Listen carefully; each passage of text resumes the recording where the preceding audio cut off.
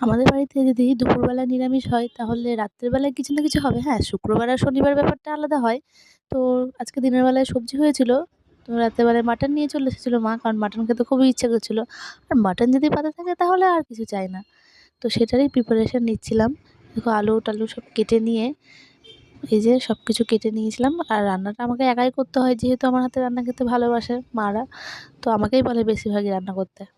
তো এই দেখো সব কিছু কেটে কুটে নিয়ে চলে গিয়েছিলাম রান্না করতে।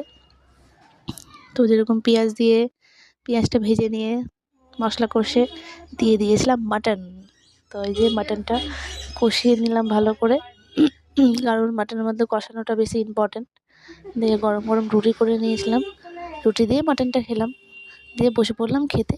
আমার মতো কে কে মাটন দিয়ে রুটি খেতে ভালোবাসো তোমরা কমেন্টে অবশ্যই জানিও। টাটা।